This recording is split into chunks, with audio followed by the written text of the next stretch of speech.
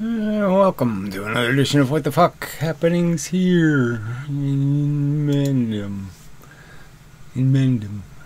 Yeah, that's used to be, and this is present. Yuck. But anyway, it's it's all I can muster. I can't, wish, but I just, wishing won't make it so. So this is what you're stuck with. The old guy. Anyway, so I was going to talk about the fact that the message is so simple. It's just basically saying, look, we're just matter in this universe of bumping particles, and we're being forced to play a mutate and survive game, evolution. And that automatically will cause the little mutants, to end up with features, functions, tools. And one of the tools that evolution eventually fell on was the neuron, electricity, and then it could make a computer, and that's all it did. So it made a computer, and it programmed it to be, whatever, monkey, one of these type organisms that has a whole history of being in trees and has features and functions, and so we have certain physiological aspects or elements, appendixes, different organs, different little features for that kind of lifestyle, and then we have evolved into cultures over the last 30 or 40,000 years, and modified the rules of survival rather substantially, and so now we're kind of our tools are there's nothing to refine because there's no point anymore to success and failure. Like I said, we've added some good features, like some of it has something to do with it, and a little bit of that, and the rest is, yes, our civilization saves people who would be thrown away brutally by the natural system. And so that's the state of things. Yes, it's a very simple argument. It's really stupid to play mutate, monstrosity. That's what we're playing. We're playing basically the game is monstrosity. Make monstrosities. And kill them all, but kill most of them quickly. With a brief lifespan, let's just say, and let some of them linger, into some sort of older age, and that's it. There's really not much else to the story, and it all just has to do with decline and death, and it's just a gladiator war, whatever you want to call it. It's just brutal and nasty. And everything about it, all these little aspects of enduring relationships, and the horror of it all, and the breakups, the death, all the just the nasty bits, even having a pet, the horrible parting and such. So all this crap. So anyway, it's very simple, not complicated. And so all this failure of mine is really just, the failure isn't the message, because the message doesn't really get heard or get challenged in any reasonable way. I mean, people are challenging the message by attacking the messenger. And it's just like, oh, okay, oh, wait a minute, that's really stupid. Yeah, you don't do that. This is, it's just nonsense. So, that's the state of things. And so I have to admit, I think I'm relatively charming, compared to, and so I don't really completely understand the nature of my failure. Now, I do know that, yes, I'm kind of impolite, maybe. I'm too honest, maybe. I don't know. That's a nice way of saying rude. Brutal with my statements. I don't, nicely try to tell people they're fat or something like that. So maybe I'm wrong for some of that. And then, yes, in in growing in my experience on the internet, I thought in the beginning that you could be relatively honest, and you could be a human being, and you could have frailties, and you could be maybe not as careful in what you say every time you want to say something, and you'd get some latitude. Now that's all changed, and so yeah, people are bringing up something I said 20 years ago indelicately and pretending that I really meant you should do this or you should do that, and that's just nonsense. Yeah, because the context demonstrates it's nonsense. If I say, oh, they should just shoot speeders, the cops should just have a shoot the speeder gun. I'm not being serious. But I am trying to make the point that these things are real threats, and they're worried about non-threats. Like somebody smoking a cigarette on a sidewalk. That kind of bullshit. It's that context. It's the comparisons and the relative arguments, and so again, even on that ground, I'm saying, "Wow, come on, it wasn't that bad." This is all kind of just some kind of nonsense. So but the argument comes down to is that I guess the real problem is that we're still fighting the evolution war. We're still battling with the tendency of people to be to reach for magical answers to questions. They want something that affirms their decisions and actions in their life. They want to pretend they didn't step on any bugs, and they didn't do this, and they didn't do that, and they didn't commit any horrible crimes, and they're all innocent, and blah blah blah blah blah. And it's all fun and it's all good, and they just don't want to take any responsibility for the innate danger of every step you take, because they don't want to be paranoid about their future behavior, and they don't want to take responsibility for all of the pain they may have caused in the past, and so that might be a reason to reject the message.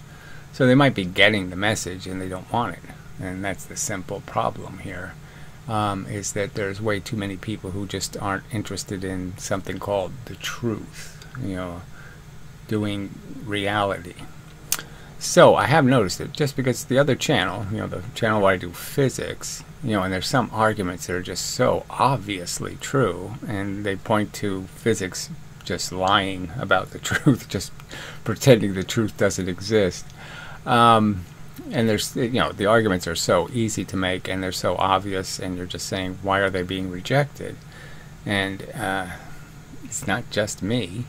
Okay, it is in something in the nature of the fact that they just really aren't interested in the truth. They are still reaching for some kind of cosmological, statement that validates and says everything is just, we're not bugs. We're, dignified and graceful and beautiful organisms. Some kind of bullshit. And, that's all. They're just denying reality because they don't want it. It's not a good enough, it's not a happy ending. It's not a great story. It's not, yeah, I guess you could say it's sort of like a movie that goes that way. There's movies that I don't like. Almost some of them, can't say there's too many, that you just turn it off in the middle because there's no characters to fight for. They've destroyed them all. They've given them all too many flaws, and so you don't even give a fuck who wins. You just figure, well, it'd be good if the aliens show up and just eat all the people in this movie, because none of these characters are worth surviving. So I have no investment in this movie's ending, and I guess that could be part of it. So I mean, it is a human reaction to just turn it off because you don't want to hear it. And because it just, there's, it's not going to go somewhere that you want to go. You want to hear like I said, you want to hear how you're pretty and you smell nice and blah, blah, blah, blah, blah. And, and it appears there's an awful lot of people who want to do this, pretending, you know, there's something they're not. You know, big fat women in spandex. You know, it's just, yeah. And so there's just so many versions of that, of people who are just trying to say, I'm not a mess. You know, that, and they're trying to turn a mess into some sort of beautiful painting. You know, you poo your pants and then they hang it up on the wall and say, see, it's beautiful. It's not a disaster. Yeah, no. Yeah, it's just, yeah. So that's sort of what I wanted to talk about, was just how do you worm your way through that. And so I figure I can't reclimate my personality into, you know, Mr. Love or something, you know, some sort of happy, poofy character that first makes you feel really good and then slowly trickles the acid, you know, on your brain, and you know, slowly injects you, you know, with this metallic truth. You know, forces the process of getting real in some kind of, you know, very slow and gentle way, so it doesn't cause that reaction, you know, where you're just like, man, no, I don't want to do this. You know, it's like boiling the frog very slowly. And so yeah, it's not really, I don't think, practical for me to think about trying to be a pretender and you know, some kind of Dr. Mengele and do this in some kind of you know, pretend way, when no, it just, you know, let's just get to it. But yeah, is that possible? So is it possible to be honest and direct and effective? And that's the open question. And that I obviously don't have answers to that one. So anyway, that's a starting point. So I guess that's always the first challenge, is you have to test people. You know, there's no point in me saying, are you, do you tend to believe religious stories or something, and then try to narrow you down into some sort of person that I can throw an argument at, when the only question is, do you have a deep reverence for the truth? You know, that's got to be the first test, because if the truth has to match some kind of notion of a happy story, well, you know, that's an unacceptable condition you're putting on the truth, and that ain't gonna work. So I got to get you out of that first. I got to get you to understand it matters whether we're deluded assholes or whether we have a clear understanding of where we're going, what each step really means. Yeah, alright, something like that anyway. Okay. I'll pause and pick this up later. Alright, should be back. So, much later, thinking about it. Yeah, so this philosophy thing is always kind of challenging. So there aren't a whole lot of channels that do very well selling, what do I think? You know. And there really aren't any platforms for the debate. And so I guess that's the real missing component, is there's no, I remember when I was a kid there was a thing called Firing Line on PBS, and I don't know if they really debated anything profoundly interesting, but it was just the idea that you had a format, you know, to have those kind of arguments between the left and the right, so to speak, and liberal versus conservative, or some other kind of you know, group think challenge. And yeah, it just doesn't really exist anymore. Everything's a club now, and the clubs are very segregated, and wary of stepping wary of dealing with the stuff they don't have to deal with it, I guess, is the easiest argument to make. So they'll just be pro something and just show the good things that happen and just ignore all the bad ones. And so the news is sort of turned into that. You know, it's all agenda news for an audience. And so, you know, it just isn't, the news on one channel isn't the same news on the other channel.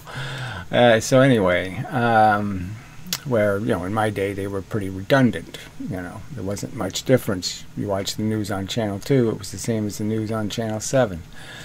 Anyway, and I'd argue, I guess that was better, because I guess it wasn't, the news was to all the same audience, you know, a general audience, not an audience that's going to support the channel or, you know, buy the products or whatever.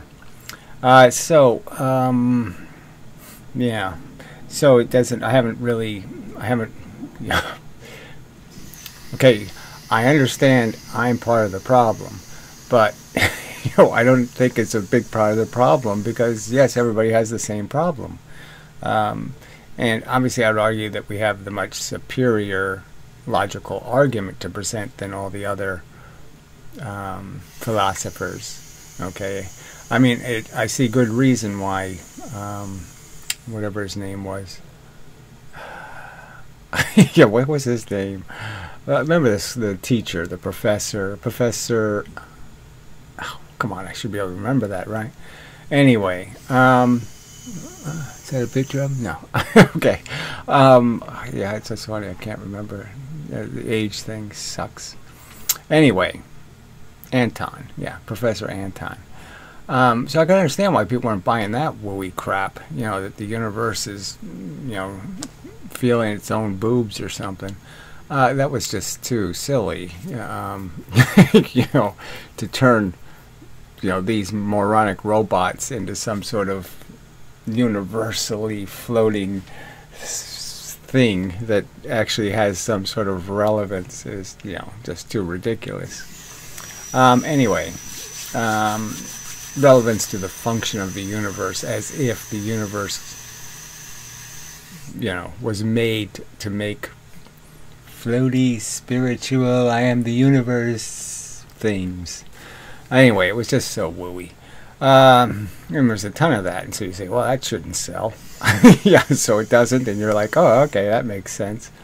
But why you can't sell this rational argument, you know, that there's no God. I mean, come on, that one's just too obvious. And evolution's brutal. Okay, it's just nothing. It's just so horrible in terms of the attrition. The amount of disease and death is just enormous.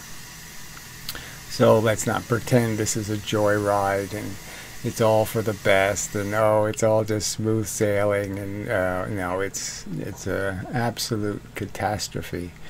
And you know, if they were your own kids, yeah, I guess that one it would matter. But that's it. That's really how people are still living in the little box of it's me. This is about me. I have my feelings.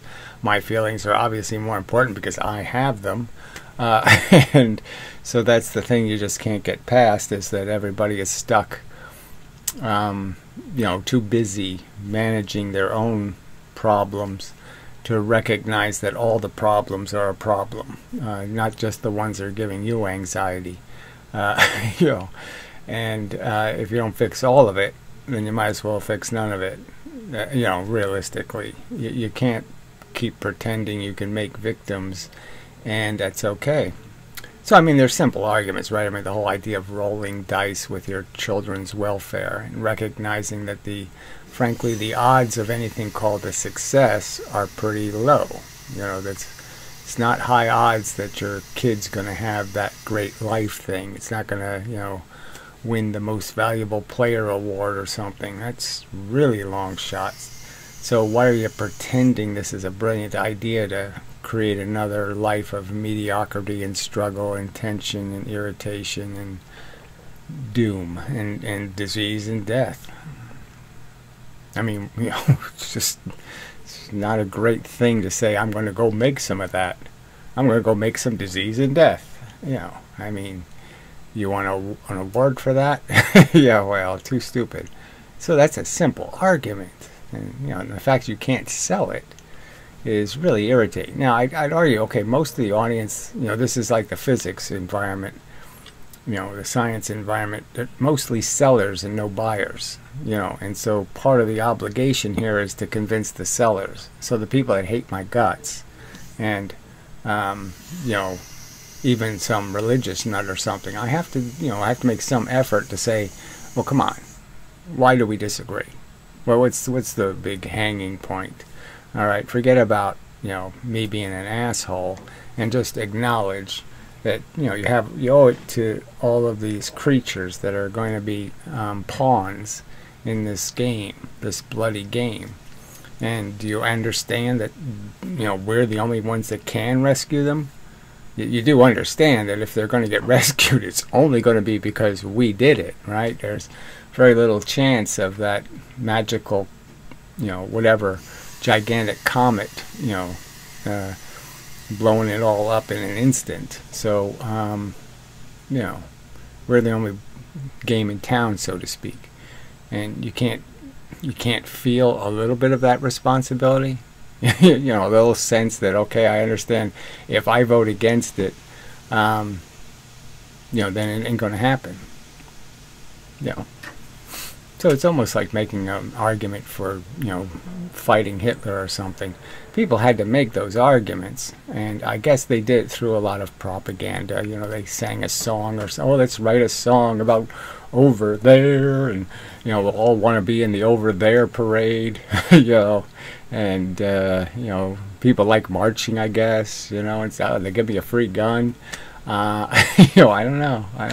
It's a hard sell, frankly. It's hard, and people did it.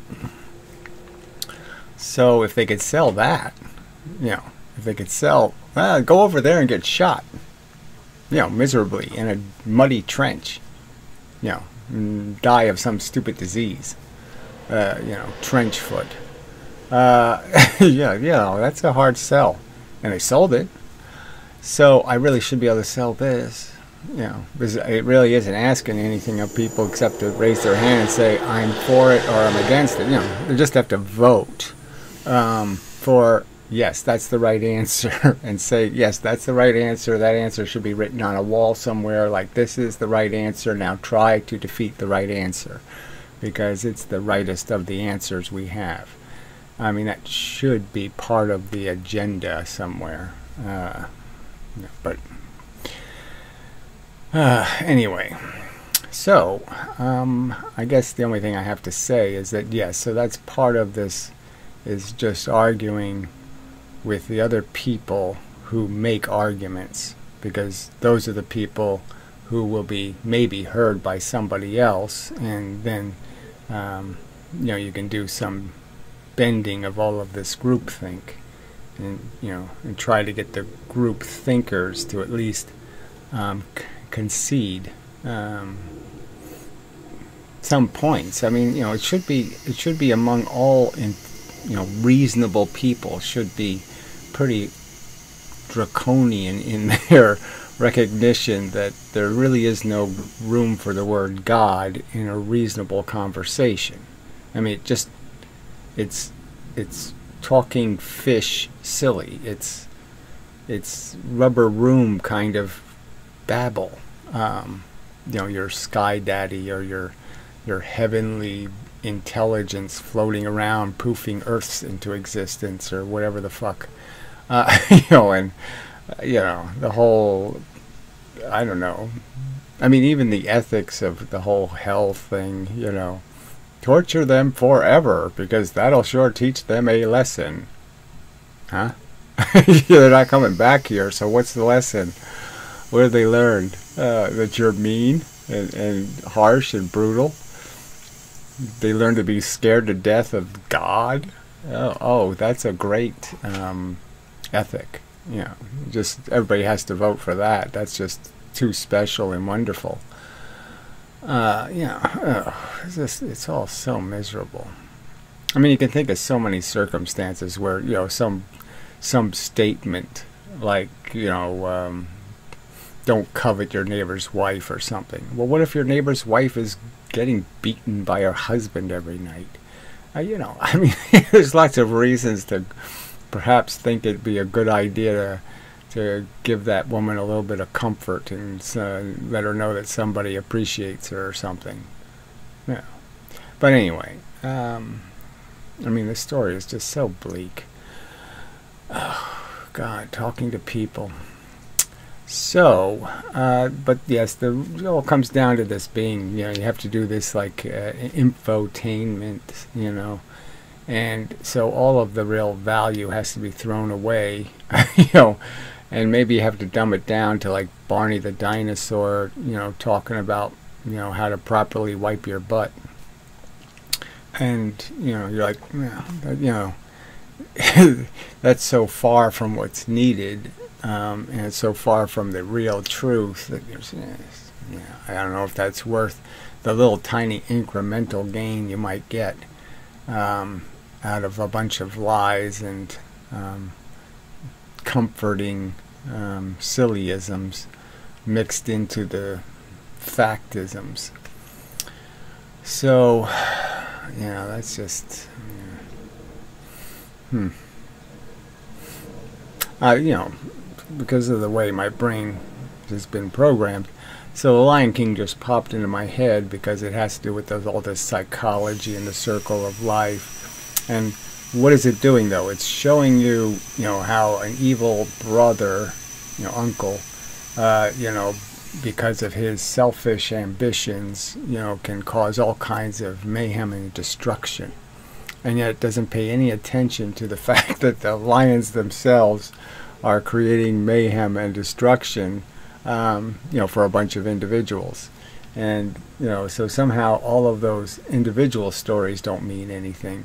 But this one individual story does mean, you know, it's just, it's so selective in, you know, recognizing the color. You know, it's like saying if it's, well, this is orange, you know, and this is red, and you know, and orange is different than red, you know, and all the, you know, some sort of these, you know, silly distinctions about figuring out, well, see, this is also a kind of orange, you know, a brown orange, like, you know, some, yeah, it's just bullshit, right?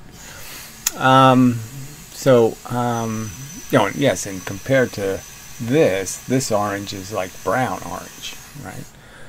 Even though it's called orange. Anyway, but that's, you know, it's all that splitting hair kind of bullshit to evade, you know, using hair balls to just hide parts of the truth while you focus on some other, you know, psychological crap.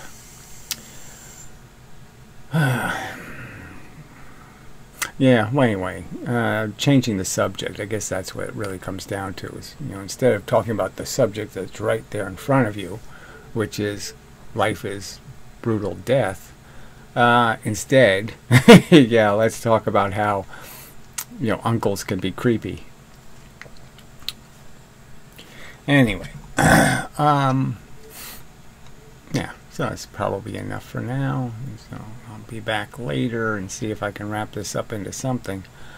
I just think, you know, the inability to communicate with people should have a deeper cause, because it just doesn't seem possible.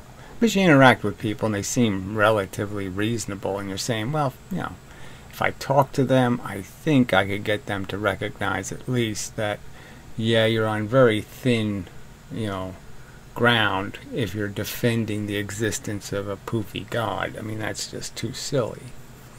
And, you know, maybe you can believe it in your own little house, but you really shouldn't be selling that to anybody. You know, you shouldn't pollute a kid's mind with that mush. You know, yeesh. You know, but anyway, but apparently not, you know, because, you know, the world is tending to go dumb and ignorant and silly, and that's a little scary. I don't know. Yeah, it is. Just because, yeah, once the crisis hits, who knows how bad it'll get. Yeah, it can get really bad. Is the ignorant, silly people will waste their time having a war with each other instead of arguing. They'll shoot each other. So we'll see. Anyway, till later, such, so forth and whatnot. I should be back. So later, yes, I was thinking for hours actually, and didn't really improve my perspective any much in terms of trying to figure out whether there's some content mechanism that could make some sort of difference. And I guess the conclusion is probably not, because it's sort of built into all media now.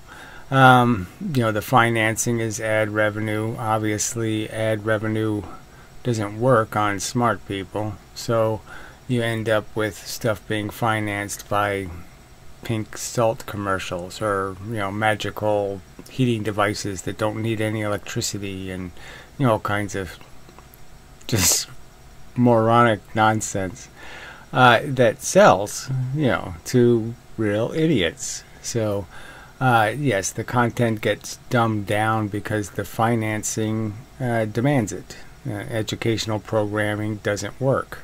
The Learning Channel became, the Ghost and UFO Channel, and that kind of thing.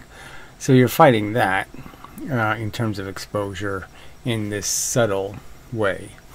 And then exposure in news. The problem is news is now generated for a club of people, and so they don't tell you any news you don't want to hear.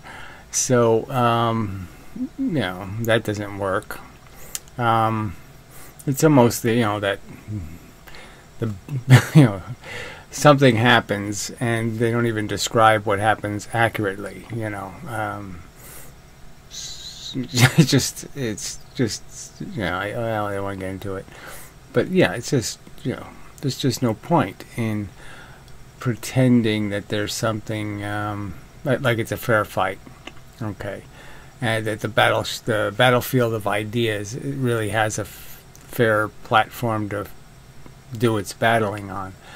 And the irony is, I suppose, is that people love conflict and competition. The whole Olympics thing.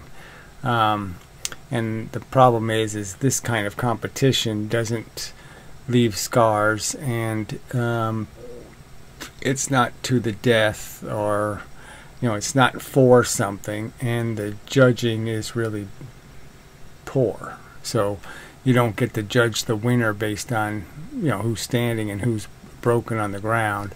It's judged by some group of people who say who won, and that doesn't work. Yeah, so that's there's so many obstacles to a mechanism where it's just about the quality of the logic. So let's just go through the logic one more time. It's just so simple, right? That okay, you have a universe.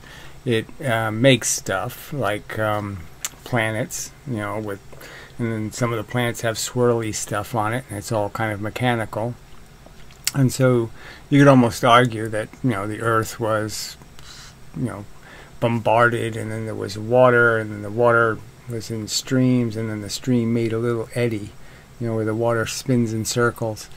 And one of those little spins in circle things, not the same mechanism, but the same type of thing, was able to reproduce. So one of these little events that just took place in the universe as a mechanical process initiated another process, evolution. And so that's really what the subject is just evolution, and recognizing the implications of it. And so once you say, okay, now this chemistry is doing this reproducing thing, and now it will make tools. It will make tool-enabled organism. And, through a lot of one-time events, very rare events, we gained this capacity to create a thinking machine and a feeling machine. And that was the good and the bad. And I suppose the penis could be the ugly. And that's what we're stuck with, is you have to pay this price of recognizing that to have these other features, this ambition and desire and this mush, you have to accept torture and the pain of the dismal failure and the built-in genetic destruction and all of the rules of evolution. And so you're basically just, the simple argument is are you worth torture? And the simple answer is no. There's nothing you can do. There's just no song and dance. There's no desire you can manifest inside of yourself that's worthy of committing torture to satisfy. Because none of it needs to exist. And so there's just no room for imperfection, because it's not going to produce anything that's really needed. That's that's going to be able to fix something that's broken, and that's really the only game in town, is to fix something that's broken. So first you have to prove it's broken before you can claim to be the solution. And so it's just a very simple argument. I mean, are you worth all of the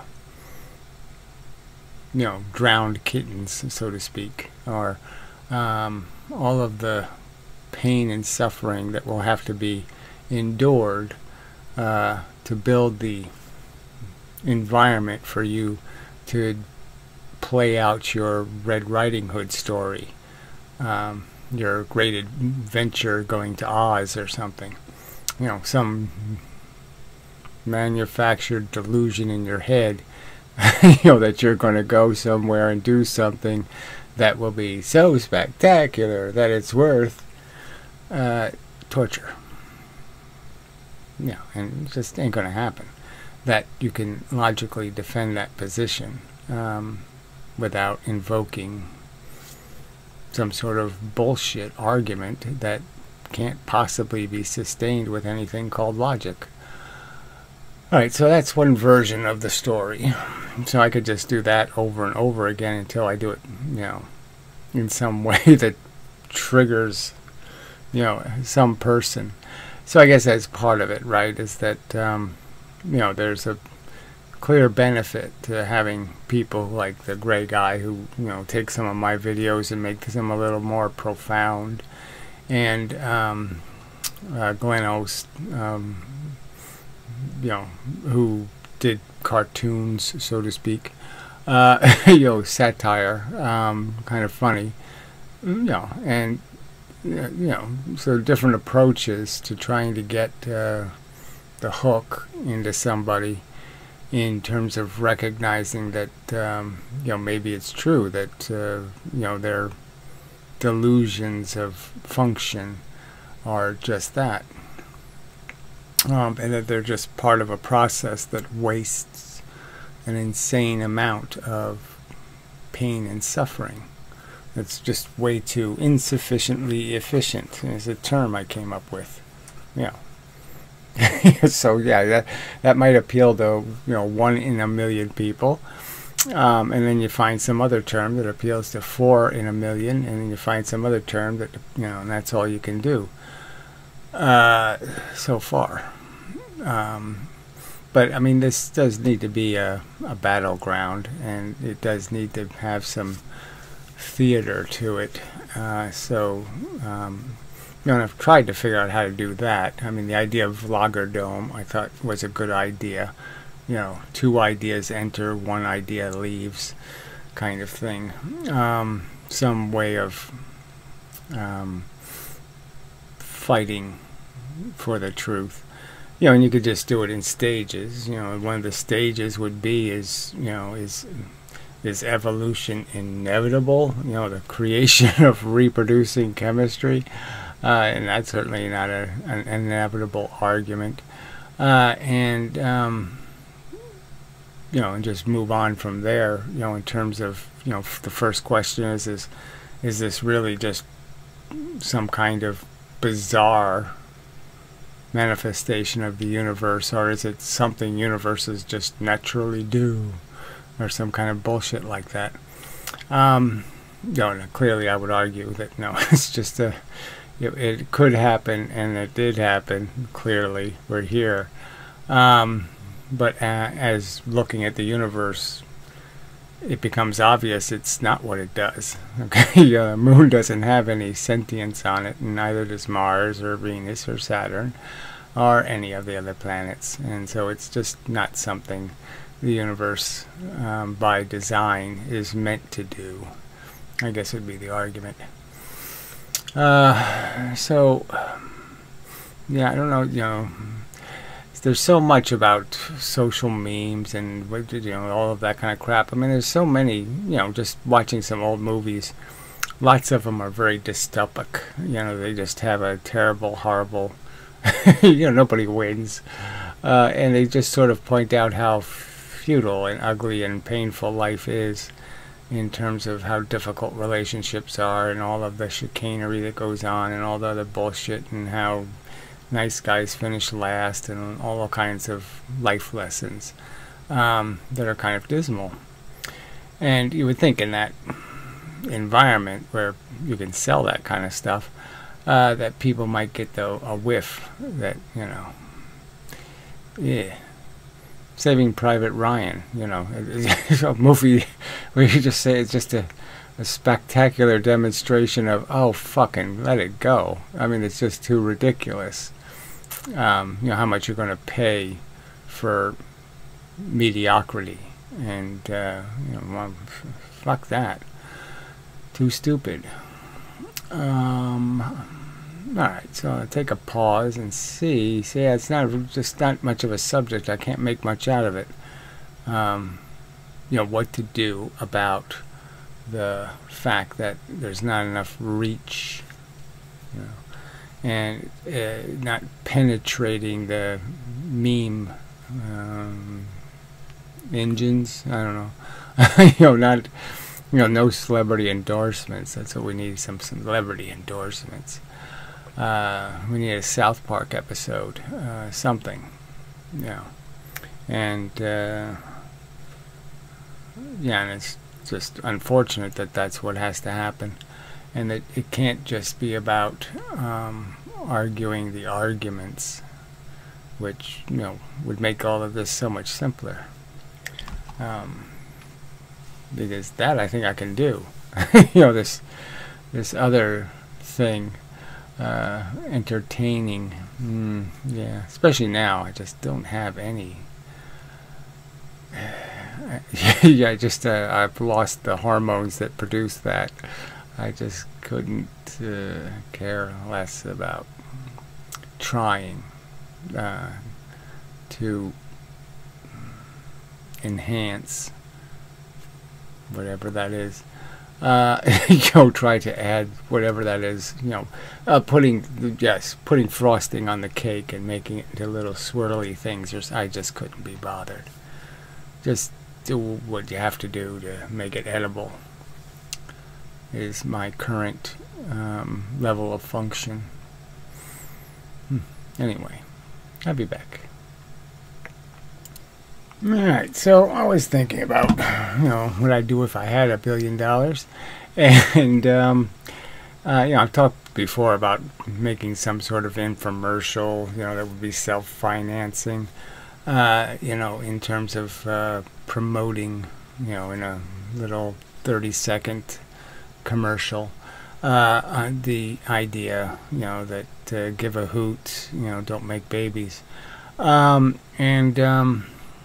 The ways you can do this messaging, and the downside is you have to pay all these media companies. They make all the money, and it's like I don't want to pay them. It's not that I wouldn't want to have to pay for it. If the money went into a toilet bowl somewhere, it wouldn't be as bad as giving it to Google. So that's the part that just makes the whole idea flushable. Is you have to pay the wrong people to do that. But yes, if you had independent wealth, then you could just buy billboards, I guess, buy land, and make giant billboards or statues or some other damn thing that, say something like it's not a single player game. But that's the limitation is, you can, an image might be worth 1,000 words, but it's not worth enough words to explain why. It's enough of a complexity in the philosophy. I mean, just saying, you're not worth torture. Okay, that pretty much does say it. Maybe people will think about that and say, oh, what's he mean by that? Oh, it means, all this animals and all this other shit is going through all this horror, and you're not worth it. So they might be able to figure it out. But usually you're going to need more words than that to persuade somebody, that they're not playing the game they think they're playing. The life game they're playing doesn't really have anything to do with the reality that, there's an underlying, your brain thinks you're just pursuing your natural desires and blah, blah, blah, blah, blah, and it's just so harmless. And it's really not what you're navigating and not what's going to happen because of your existence. There's all this other stuff that you don't even get to see that will take place because of the space you're occupying. Just brings up a physics argument I just thought of the other day, was just the fact that every second you're pushing on the earth, and it's real energy you're putting into the earth every second. It adds up. If you add up your whole life, it's a lot of, it's Hoover Dam running for a week kind of energy. It's really a lot of energy, that just gravity is converting you into. And just the idea of, all of the mass of the land is doing the same thing. All the matter is doing it. And it's just an insane amount. And it came up just because, I'm making this simple argument that obviously gravity is what causes the center of the earth to be molten. Obviously.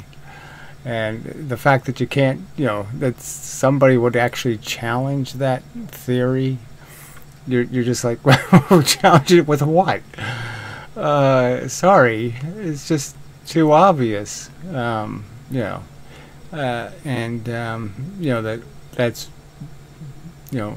what you feel in terms of your weight. You can just imagine if you were on the other side, if you were the ground and somebody was walking on you, you would recognize, hey, that is a lot of weight. That is a lot of pressure being applied, and it has to go somewhere. And if it can't go further down, then whatever's there has to eat it, so to speak. But anyway, sidetrack. It happens. So there's value into maybe doing some work on messaging in terms of trying to whatever the artwork thing. I mean, frankly, some of the background images are quite valuable, and probably need more of that stuff.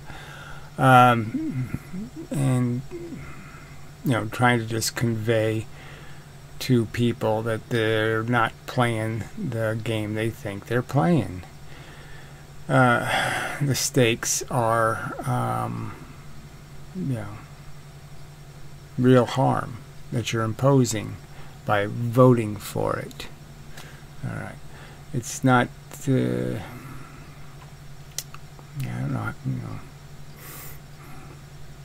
You're just being deceived if you think being pro-life is being pro-harmless, because it's not.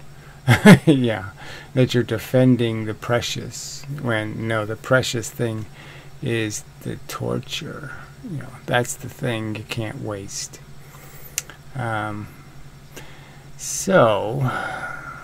yeah, it's probably enough of a video. There's no point in struggling with some idea of how to when I really don't know how to. Because if the last 20 years I would have done it if I knew how to make this channel do it, change things. Because yeah, doing this over and over again isn't going to work. So it has to do something different. So then I have argued, that yes, this really just takes that whole, you really do have to win the gold medal if you want to sell shirts, whatever you want to, with your name on it, or some kind of bullshit. And so yeah, so it might just take the idea that you really do have to, invent something, or do something of merit in some other way. And so that's sort of the physics argument. I would argue that maybe that'll be the road to credibility and being able to make these arguments in places where it might matter, instead of in this basement to you, the minor YouTube audience. And it'll remain minor because obviously YouTube isn't going to make any money off these videos, so why would it promote them, obviously. And it's just tragic that that's a whole nother place where civilization just failed in not realizing that this platform shouldn't be run, just like the public library shouldn't be run by Barnes and Noble. This platform shouldn't be run by an advertising company. That's just really dumb. To put free speech in that kind of box. But anyway, it's just alright. So it's a video. Yeah. Sorry. I just figured it would have better direction, but it just, yeah. There's not much you can say. I mean, this is just the way of the world. You can't. It's very hard to just earn your place. You do have to do something more, so to speak. It's not really a fair fight. But like I said, it doesn't change the fact that the bottom line is, I have thus far failed to do what is necessary. So I must work on that. So I will continue to think about it, but yeah, it doesn't go very far. I mean, it just goes, but it doesn't, it doesn't take any direction and gain any mileage. So anyway, probably should be done now and then, but whatever. So I'll just get back to the usual, just argue the argument part and forget about trying to argue how to argue the argument. Just argue the arguments. Such. If I can find it, you can't find the counter argument anymore, right? I mean, the counter argument is in some form that is just so stupid and irrelevant. What kind of person am I? It's just all this messenger stuff and just nothing about the actual subject. So that's, you can't really argue arguments that don't exist. Counter argue. And so where the counter arguments, some utopian bullshit like, oh well, what if we create human beings that never feel bad? Well, then you'll probably have a human being that won't need anything, so it won't be inspired to do much. So what's the point? And where is it still worth it? You make human beings happy, and did that fix anything in nature at all? No, it doesn't fix anything. So you're still paying torture for your existence. So until you can make it harmless, which you just can't do, there's no point in talking about preserving it or you know, trying to save some piece of it.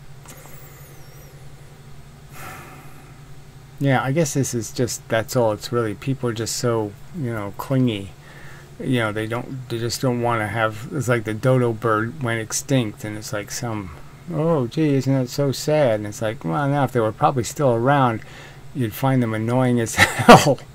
You know, especially if they imported them into your environment and you had a bunch of these dopey, you know, shitting on everything birds. And yeah, they wouldn't, you know.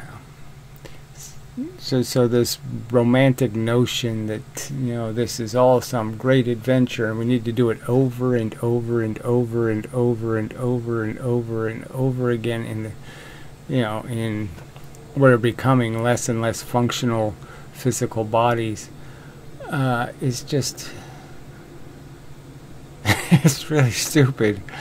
It's just Blue Riding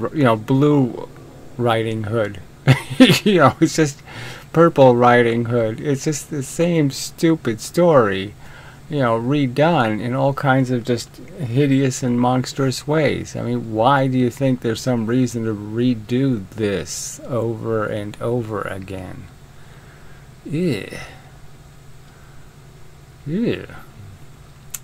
Alright, anyway. Fuck.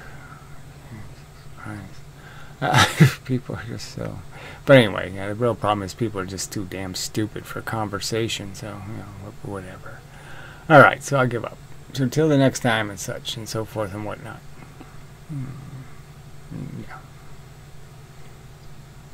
Yeah. Don't really like, you know, it's like going fishing and catching no fish. I just don't like leaving this video in this nothing state, but sorry, I wasn't having any fun, so maybe you shouldn't have any either. Yeah, okay, so anyway, till the next time, such and so forth and whatnot.